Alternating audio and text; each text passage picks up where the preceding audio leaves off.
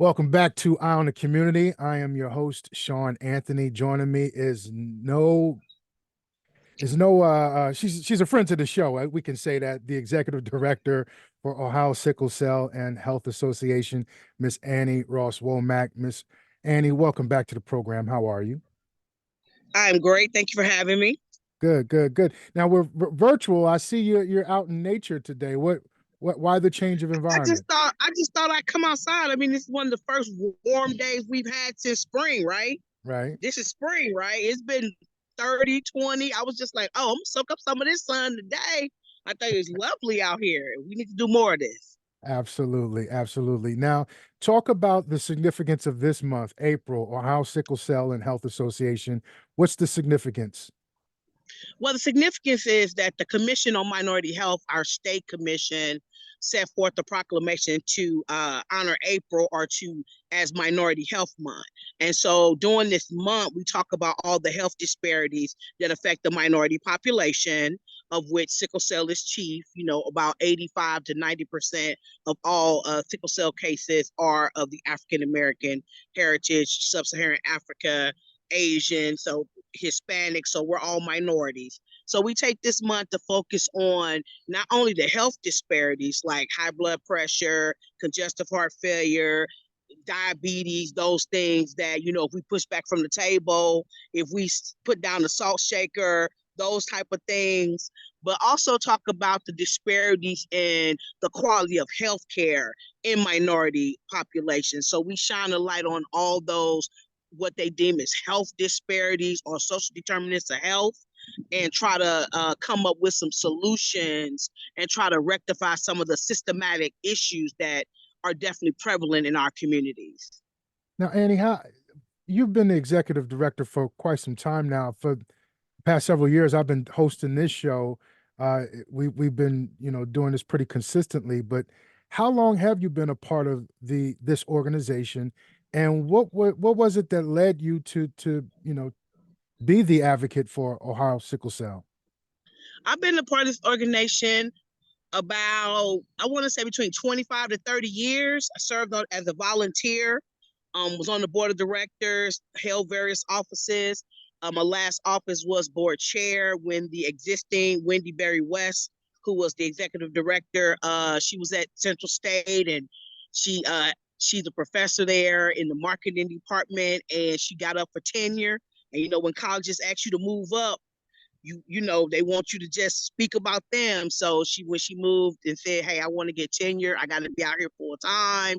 Then I took over the helm. I can say I've been the executive director a little bit over 10 years now. Okay. Probably longer than that, but it seems like about 10. I'd say about a decade. And so I've been around for a while. Been around for a while. Talk about the advances in sickle cell disease and or trait. I know that last time we spoke, we talked about some of the science that I forgot the CRISPR CRISPR technology, gene therapies, gene yes, yeah, therapy. monogene therapy, monolithical gene therapies, yes, yes. So how is the progression with that? Well, since we last spoke, we've had two FDA approved gene therapy treatments with a hefty price tag of 1 million, and the other one's 3 million. Um, so of course it's a gene editing process where they take your genes out, edit those for the defective gene, reintroduce that into your body, and hopefully that your genome will overwrite your whole DNA sequence, and then you start producing normal cells versus the defective sickle cell, so or the gene rather. So they have been, you know, mixedly received. They got approved earlier this year, or late last year, but earlier this year. Been on the scene 2024. We've been talking about it, covering it, talking to our folks about it.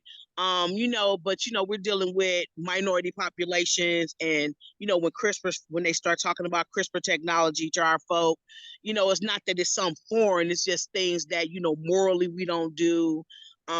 It's we're hard pressed to even do, you know, bone marrow transplants. We're hard, you know, organ donation. So it's just something that, you know, our folk have to wrap their head around. Because even with that, it's not guaranteed that it'll work. because you can have something called graft versus host disease where your body rejects the edited DNA sequence. And so, it's a lot of risk involved. You got to be healthy. You got to you got to think about that as a holistic approach. Your mind has to be in the right place. Your body got to be in the right place. You got to definitely, get yourself ready for life after sickle cell for someone, 30 and has been managing their sickle cell disease and they know what their body is. And then you have to live their life outside of that and get used to what normal is. So it's a lot of different aspects. And then that price tag, it's a very hefty price tag as well. So that's what we're looking at and trying to get our state Medicaid and Medicare offices to, assume that price tag. So a person, if they do want to participate, they can. It's always a price tag to those, those different types of services. Mm-hmm. So what's one goal you would like to accomplish this year within your organization? I have a lofty goal this year. I wanna do more legislation and do some different laws and some things. Some of the, being on the Hill and going out there, going to Washington next month. We just had a advocacy day last month, and then talking to different Ohio legislators. There are some different laws on the books that have been very negatively impact minorities, wound care coverage, just some little things that can be added on, that exempt a lot of people of color. And you don't even know that until you read the diagnoses that are covered. And you think, then you have to think about it. Whoa, this is a predominantly African American diagnosis. So why is this not covered under this particular, law and rule? So just, get deep diving more into the legislation, the legislative history, and trying to get our folks some relief, in their pocket for these bills and these copays, because it's astronomical. It is. Are we going to see Miss Annie Ross-Womack running for a political Okay. position Okay. to push policy now? Okay. Sometimes you just can do more behind the scenes, because when you in the front of the camera, you Yeah. gotta watch what you say. Like now, like hold on, watch what you say, make sure you don't say the wrong thing. Like, yeah, she was on Sean Anthony, she announced her candidacy, she should have did it on my show. I mean, you gotta watch, watch what you say and what you do. But then behind the scenes, you can really talk to folk and kind of fill them out and let them know what they're doing, because sometimes being in the front don't mean that you're really in the front. Right. Yep. Yeah. Okay. All right. We'll leave that one there.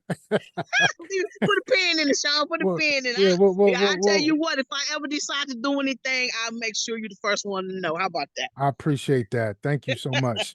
Let's talk about how people can help. What can people that are listening or viewing this broadcast, how can they help the people with sickle cell disease? Well, first, the most important thing is to, in the spirit of, Minority Health Month, Black folk, minority folk, let's get healthy. We can't help nobody if we standing in the need to be line. We can't help. So we got to get healthy. We got to donate blood. We got to stop being rejected. Drink your water. Follow the doctor's order so that when you are called upon to provide a blood donation to your fellow sickle cell person, you're able to roll up your sleeves and donate. I work with the Red Cross, and 80% of the blood that is on the shelves is non-minority blood. 80%. But African Americans and other minorities use 90% of the blood. And that's not the blood, that's not our blood. So, your body can reject blood as well. So, Wow. in crisis, we don't donate. And when I say minority blood, I'm talking about everyone who's not a non-minority. So 80% of that blood on that shelf is not our blood, but we utilize more. So we got to donate blood.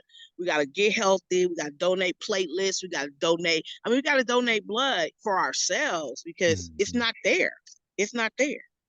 Wow.